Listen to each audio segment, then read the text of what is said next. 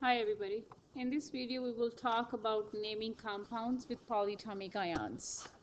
We have learned about naming compounds. We've been talking about naming compounds since unit 2 and 3.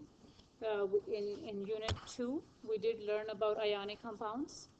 Okay, we said we have a metal and we have a non-metal, and metals don't change their name, and non-metals turn into IDE, and you have the oxidation numbers, and we crisscross it, so I get MgCl2.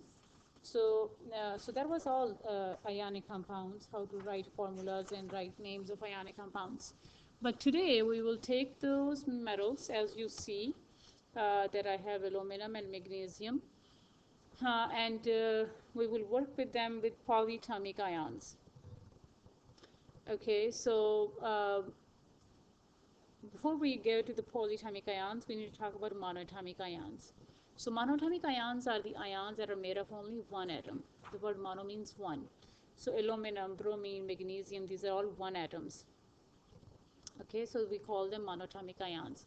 But if I have more than one atoms together and they still have a charge on them, they're called polyatomic ions. And in unit 3, it was pretty easy because we were able to get the charges from the periodic table. So we learned that we have +1 and +2 and +3, and then you have -1, -2, and -3, for those ions, monatomic ions. But when it comes to polyatomic ions, you have to memorize them. So there's no way that you can get this information from the periodic table. So first of all, you have to memorize all the polyatomic ions. You will be given quiz on them over and over. And what that means is that if I say ammonium, you should be able to tell me that ammonium is NH4 plus 1. So ammonium is nitrogen, 4 hydrogens, and it has a charge of 1. So you have to memorize the charge. You have to memorize this number. Then you have carbonate, which is carbon, oxygen, 3 oxygens and a -2 charge. Okay, so let's say you have, the rest of the story doesn't change. So if you memorize the polyatomic ions, the rest is the same as you learned before. So for example, you have to write the formula of ammonium oxide. So you first of all, you need to know what ammonium is. Ammonium is NH4 plus 1. Okay, what is oxide? We learned that in last unit, that oxygen -2. No, as I said, the rest of the story doesn't change. So since there are different numbers, the 2 will go to ammonium and 1 goes to oxygen. So since I'm bringing the 2 over, and I already have nitrogen and I have 4 hydrogens, okay, I cannot change this number, the 4 is part of the formula. And now I'm bringing the 2 over, so I have to put this in parentheses, then bring the 2 outside, and then 1 goes to oxygen, and we don't write 1. So the formula is going to be NH4 parentheses 2.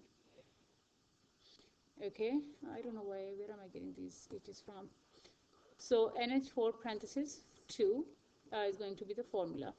So let's do another example. Okay, we have calcium carbonate. So I know that the calcium is +2, because calcium is sitting right here, so it's +2. I have to memorize that the carbonate is CO3 -2. And when numbers are the same, they cancel each other, so the formula is going to be CaCO3, just right here. So as I am saying, the rest of the story doesn't change. You just have to memorize the polyatomic ions. So if instead of calcium carbonate, if it was calcium phosphate for that matter, okay, calcium phosphate. So let's do calcium phosphate. So calcium is Ca +2, and you have to memorize that the phosphate is PO4 -3. So it's PO4 -3. So 3 goes to calcium, 2 goes to phosphate. So I get Ca3, and then I have PO4, and I put this in parentheses because I'm bringing the 2 around it. So this is the formula for calcium phosphate. So we have to memorize all these polyatomic ions, and then we need to learn how to work with them to write down the chemical formulas. So as I said, you are just taking notes right now as a homework, and the rest we will discuss in the class. Thank you.